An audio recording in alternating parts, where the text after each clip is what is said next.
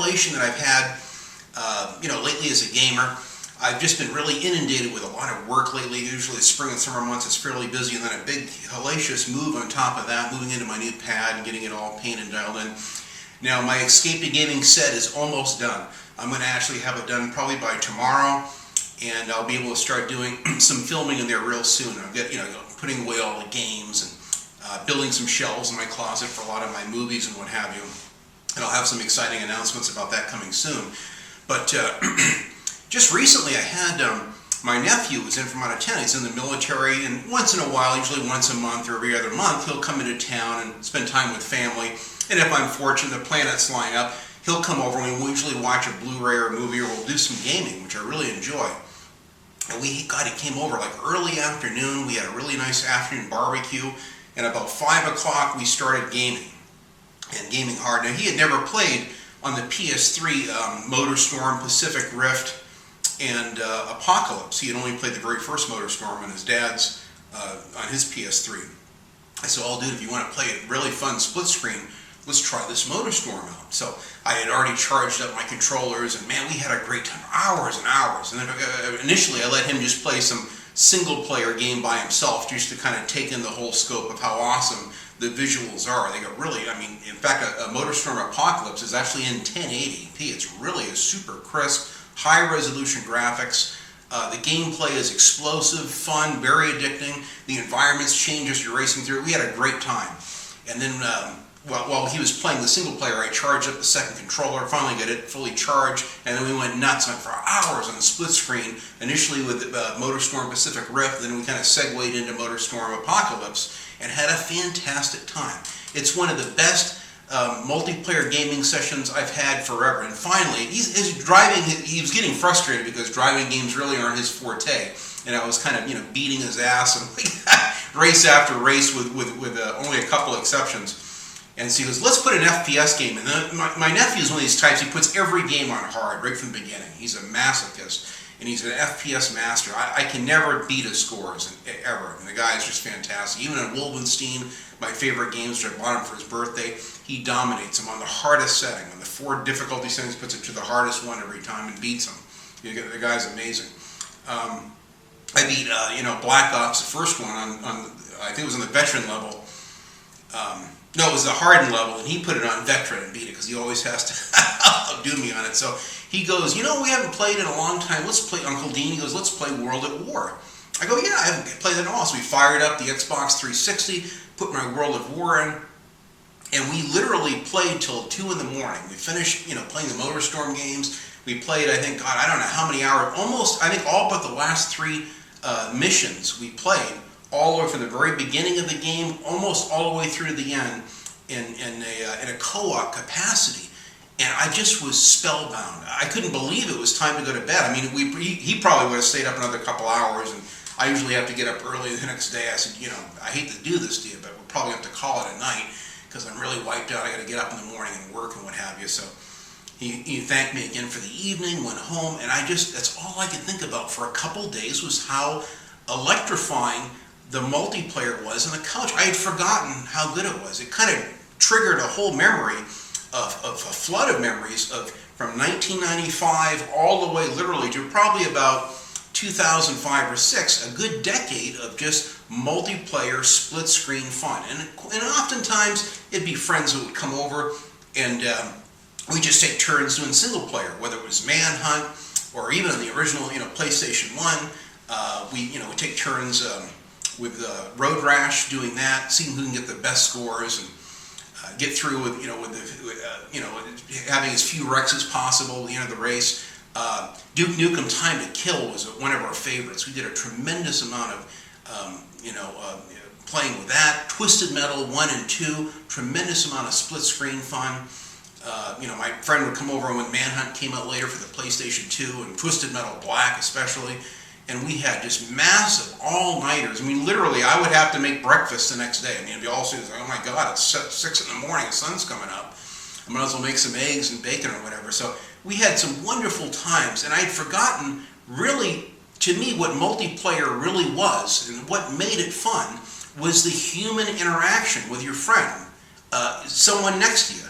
the guy's got a clown ring of salsa or Cheetos around his mouth from, he's just imploding a whole face full of chips or chips and salsa in his face. I gotta, hey, don't get that on the controller. Hey, use a coaster on the coffee table, that kind of thing. So, a lot of fun times. My friend would get mad. One of my friends, Chris, would throw the controllers. I have to get after him about that. But they're great times. The next day you clean up the mess, and then you set up for the following week. And the next Friday night or Saturday night, we'd have another all-nighter session of split-screen fun. To me, that's what multiplayer was. There's this old invention, long before cell phones, if you can believe it. I know any of you are younger, you can't imagine being without your smartphone or cell phone and texting and voicemail and all, but you didn't have that. You had an old-fashioned telephone. So you want to call a friend up, you pick up the phone. Most households had like a telephone, that was it. Maybe two if they were really, wealthy people or, upper middle class or whatever, but so the whole family, the sisters were all fighting over the phone. The father comes home, wants to make a business call. I'd say, get off the phone, get away from it. So I grew up in a period where you pretty much had to, rely on hoping that your friend was there when you called him. And quite often, if he wasn't, one of my friends, just hard to get a hold of. He's always staying at this chick's place or at this guy's house, kind of floating around. So what I do is on Friday nights, or even Thursday nights, if I want to plan something out with him, is he was one of my top mechanics. Good friend of mine worked at this Corvette place, and I go over there after work and say, dude, you're going to get off work? I'll be off in about 15 minutes. I go, what are you doing tonight or tomorrow? Oh, I got to meet this chick, but nothing after that, or I got nothing going on. Hey, what's up? You want to do some gaming? I said, yeah, come on over. I'll get some pizzas, or I got some steaks marinating, whatever. We'll throw them on the barbecue, and we'll have another all-nighter of gaming. My wife was always down for this too. We had a blast. Sometimes he'd bring his girlfriend over, and wives would hang out. We'd be mixing drinks, mudslides, pizzas, chips and salsa, chips and dip, ice cream later. Just an all-nighter of fun. Booze and whatever else, to kind of augment those good times. But they were wonderful, wonderful sessions, wonderful times. We even had a jacuzzi at this one apartment complex I lived at. We'd go down there for a while, and we'd talk about what games we wanted to play. Or, hey, dude, we haven't played in a while. We'd go back upstairs, dry off, and we'd get right into our favorite gaming. And these quite often would, be all-night sessions. It'd be at least till 2 in the morning. My buddy would bring his bag with him. He'd usually crash on the couch next day. To me, that's what multiplayer was. So later when I got, the regular Xbox, for the Land of the Dead game, that was kind of the first time that an exclusive actually lured me in to deviate from Sony. I was happy with Sony. I was happy with my PlayStation 1 and 2, even though with the technical problems and having to go through quite a few of them. I love the games. I love the array of games that Sony gave. But the Xbox, once I saw a couple buddies of mine that had it, I go, man, there's some really cool games on this Xbox. I never really was real big on the Halo, but I really liked, I liked Gears later on the Xbox 360. And the original Forza game was another reason that I was real happy I got the original Xbox, because I just love Forza. So to me, there were only a couple exclusives that lured me in, but I really loved, the Xbox, the regular Xbox or Xbox One. I'm still confused as to what to call it, but it was just a very reliable system, a great gaming system. So now it had this online ability. Back at the time, I really didn't have an internet at all. It was just 2005 or so. I think we finally got it hooked up. It was like a dial-up modem deal.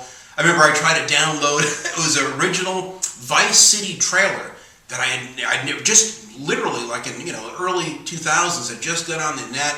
I remember spending like 8 or 10 hours trying to download through a dial-up modem this trailer for the Grand Theft Auto Vice City, and I only got part of it. It was really choppy, but I kept playing it over and over when it finally downloaded. It was just, so to me, it wasn't an option playing online games in this capacity. To me, the online gaming for virtually over 10 years was always my friends coming over. Now, I had a couple other friends that had, the N64, one of my other buddies down in Orange County, and I go over there for a late night, a night of playing, GoldenEye or something like that. We had a wonderful time. So, and I always kind of envied that system because it had GoldenEye and a couple other games I liked. I think there was a Star Wars game with the land speeders and all that stuff that came out after the, episode 1, or I don't know what the hell, the first Star Wars episode where they had the speeder race thing through the canyons. And man, I couldn't believe it. And I almost was very close to getting an N64 setup. But I'd already got rid of my Super NES by then, so I never did. But was happy for the most part with my friends. They had their systems, And no one tried, there was no, war where, hey, this system blows away your PlayStation system, is a bunch of bullshit. It wasn't like that. Everyone just had a gaming system for whatever reason. Sometimes their mom bought it for them because they thought that's what they wanted, so that's it. I got the system, I can't afford to buy my own console of choice, so I'll just buy the games for this, and that's fine. So you go over and you'd enjoy their, N64 games. I had one friend that had a Sega Genesis system. He had some really cool games and side-scrollers and stuff that I loved to play on that. I only saw him once in a blue moon, like every 6 weeks or so. But so I had like a smorgasbord. I had a taste of all these systems, even though I didn't have them. I was primarily a major Sony, not a fanboy, but just a Sony. I was very happy with the Sony product and the vast array of games that came out for the PlayStation 1 and PlayStation 2.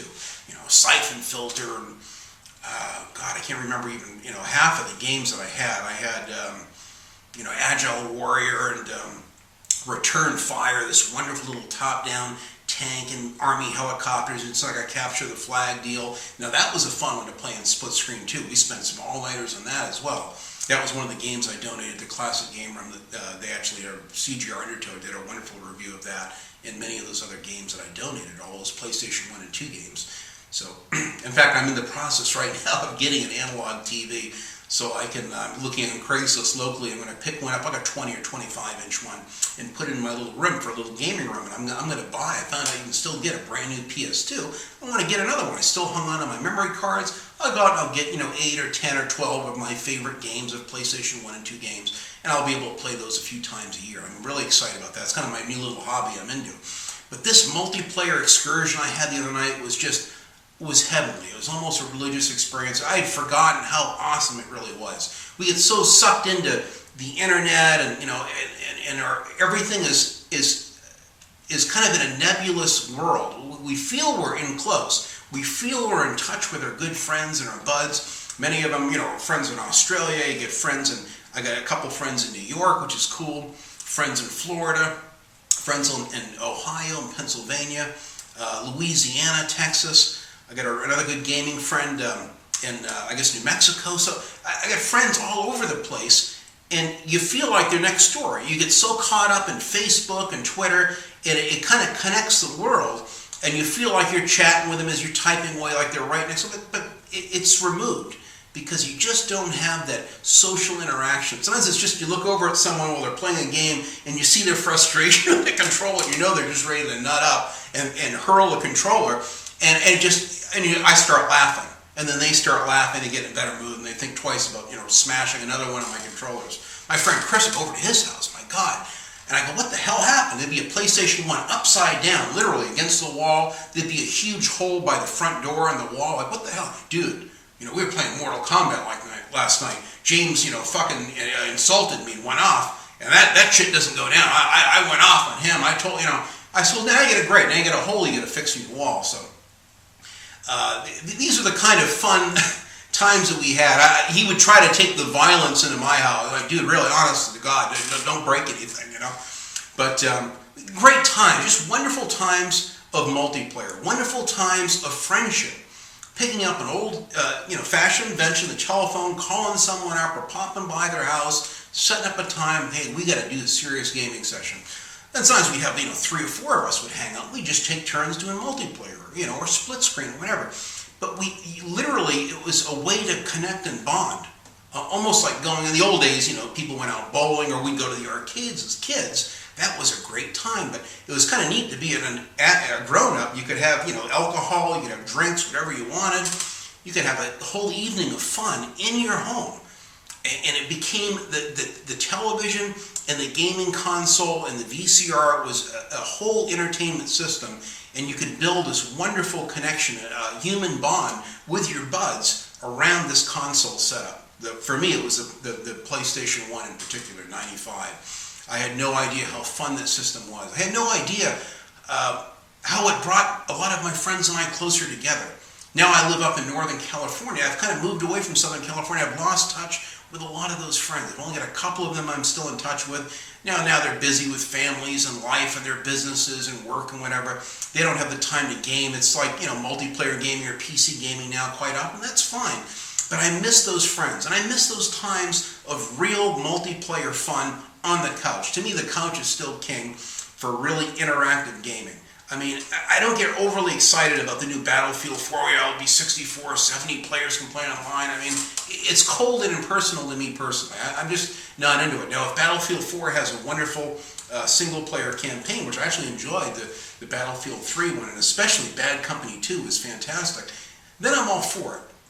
But I miss the bond of the human interaction that we have with games. Things have just changed. I think the cell phones, the texting, I mean, you can't even call someone on the phone anymore. You got to text them days ahead of time and set up a time so you can actually call them on the phone. And even then, I mean, I was only 1 out of 3 of my friends are even willing to do that. Quite often, they don't return the text. Oh, dude, I'm real busy. Yeah, we'll have to catch up soon. But it never happens, never materializes. So we're just in a different world. It's not saying that it's necessarily, a worse world, but people are so connected and plugged into their smartphones, or they're walking down the street. You go to see a movie at the theater, they're texting during the movie. It's a distraction.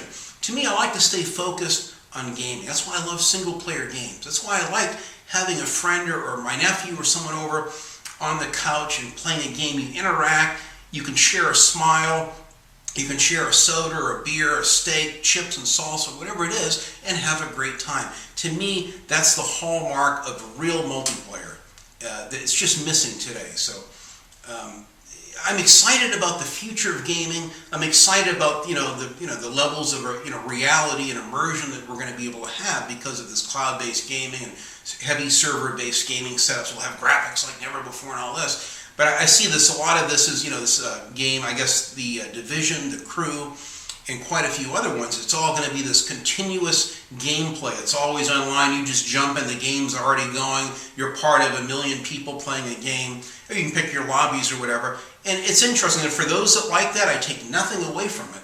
But to me, it's losing something. We're losing the contact, the human bond of people sharing time together. Around a coffee table with beers in their hands and talking the good old days, the good old times, and talking about their lives. I mean, the gaming system was almost like a campfire to a caveman in the old days. That's how I kind of look back on it. So I just want to have this little rant kind of talking about what I missed about gaming, what I just realized, the memories, a flood of memories that came back via this, wonderful, interaction with my nephew. It was just kind of a spur of the moment. Usually we'll watch a movie if he's tired. But, he goes, Uncle Dean, we haven't done a gaming session in a while. And I'm glad he recommended it. It was one of the more fun gaming sessions I've had in quite a while. So these are things that I think about often. I think about the direction of gaming is going. I'm excited about the technology, but I'm worried about our friendship, our friends. I'm worried about staying in touch and really having that bond as gamers. I see a lot of this, fanboy hate on the internet. You got to sift through all this detritus of crap to see what's true, what's real with fact, what's really coming. I mean, there's so many forums, there's so many YouTube videos.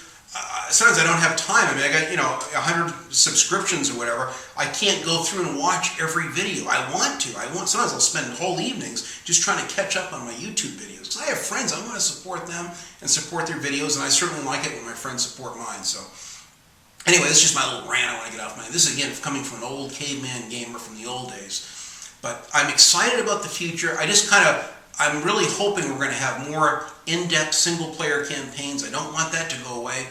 And I think the multiplayer is great. I hope they continue to make split-screen games for local gameplay. I think that's a wonderful thing that never gets old. My wife and I still like to do it today, although she's a little intimidated with some of the high-tech games, and you got so many button combos and memorization of so many things now. It's a little bit difficult for her, but the gaming is very, very important to me. Even though I haven't played it much in over a month now, that's all I think about. So when I haven't even put The Last of Us in yet because I want to wait till I have a solid core of time to go through it night after night. So right now I'm putting in Twisted Metal and Motorstorm, Pacific Rift, and playing a little bit, 30 minutes here and 90 minutes there. It's easy. It's just it's fun, competitive. I can jump in and out. It's no loss. So I don't finish a level or it won't keep me up nights. This Last of Us, I can't wait to sit and go through it all the way through. So, and I'm very excited about what's coming, with GTA 5 in particular, and this new XCOM, the Bureau looks really good as well. So, Anyway, thank you very much for watching. Just another little rant, and I'll have some more things coming soon. I'm very excited about getting my studio up and running, and I'll have some announcements of some things that I'm planning on doing real soon that kind of deviate from the gaming, but will be just as enticing and fun. So thanks again, guys, and enjoy your games.